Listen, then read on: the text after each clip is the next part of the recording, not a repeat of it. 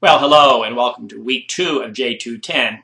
Okay, I've had a really good time the last couple of days looking at your icebreakers. I've seen a lot of fun photographs and I felt like I got to meet you all, and I hope you spent some time going back and forth. I know I only require one response, but really in a classroom you would be responding to many more than that. So I really do hope you take some time kind of noodling and digging into each other's posts and getting to know each other. Don't forget, we're trying to do two things with the discussions. We're trying to create a sense of classroom community. We're trying to replicate the best features of face-to-face classroom. And then we're also trying to build knowledge together. You learn from each other. You learn more from each other than you're going to learn from me in this class, okay? That's learning theory.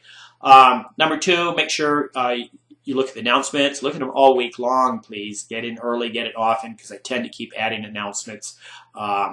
Make sure right now you look at the PowerPoint that I just put in there about a little bit about photo editing using pictures right from this class, okay? And then also make sure you look at the to-do list. I'm putting in weekly to-do lists that really kind of outline in pretty clear form exactly what you're doing this week. Okay, the concepts we're discussing this week are 4, and when you go to the discussion for this week, you'll see that we're talking about light. We're talking about rule of threes or rule of thirds. I use those interchangeably. And we're talking about depth of field, which is a little complex and related very closely to the technical abilities of your camera. And then we're talking about framing. So briefly, and these are all pretty much covered in your textbook, and they're all definitely covered in the readings that I presented to you, okay? Some of the readings I send you to my photo blog where I have additional information or complementary information. So the basic issues with light is there's certain times of day where the light is just more camera friendly than other times of day, okay? For example, you want some shadows in your picture. Shadows create a 3D effect. If you have no shadows, which is generally the case at noon, you get these very, very flat photographs, all right? Another problem with noon photography is the colors are often just very washed out. The pictures themselves are flat, no natural 3D effect, and then the colors just very, very muted. They're bleached out. They're bleached out. They're leached out. You should know that my dogs always bark when I do a lecture. I've got the doors closed and everything else. So your colors are most intense in the early evening and in the early morning. That's when you really get some great colors. You know, once again, you have to have a clear sky, okay? I'll tell you something else interesting. The rainy days can also enhance colors. It's very interesting. Rainy days can eliminate shadows and bring out some certain features, all right? Particularly a little bit of color. A fall rainy day could be a brilliant day to be taking color photographs. Briefly, and this is all covered in the textbook and the readings, briefly, rule of threes and thirds. It's kind of hard to explain for some reason, but even this image that you see of me, there are really just about 3 things to look at. You can look at my head, you can look at kind of my shirt, my hands, and then the background, okay? So I've kept the image here uncluttered. That's the point of the rule of threes. No more 3 things to kind of look at. They don't have to be concrete things. Background could be one of the 3s, okay?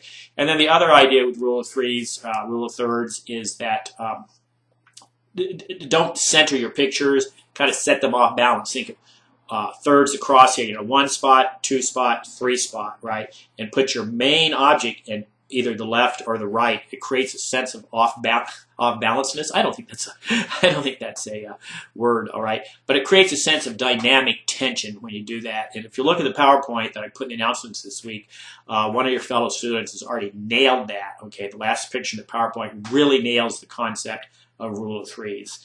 And then another issue is depth of field. It's somewhat related to the rule of threes. Creative use of depth of field means that part of your, this is depth of field, like this, okay? That's depth of field, all right? And what that means is that a camera will not keep everything equally in focus from the front to the back. It won't do that. The only time it'll do that is with an extraordinarily wide-angle lens, okay?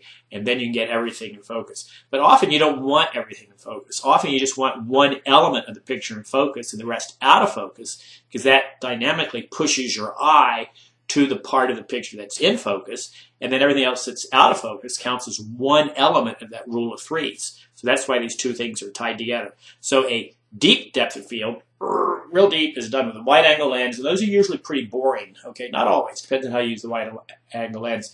And a very shallow depth of field, where just, in this case, it looks like just my face is in focus. My hands are a little out of focus. Can't quite tell. But anyhow, just one element of the picture. It can be the foreground or the background. It's usually the foreground you keep in focus and the background you keep out of focus. That's done with a telephoto lens or with a very wide aperture, wide meaning f5.6, small aperture meaning f22.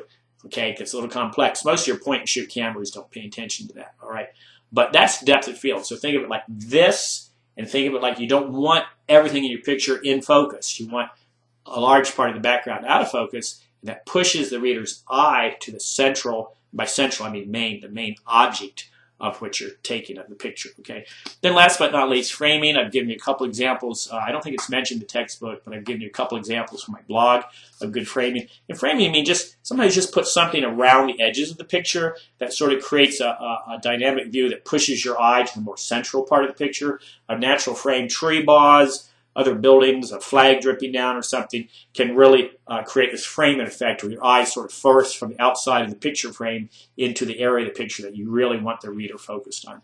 So, I've yacked on long enough. You know how to get a hold of me. There are no stupid questions. Don't forget I do maintain virtual office hours. Just get a hold of me if you want to talk about something. We'll set up a Skype or FaceTime discussion or conference. So, hey, thanks a lot.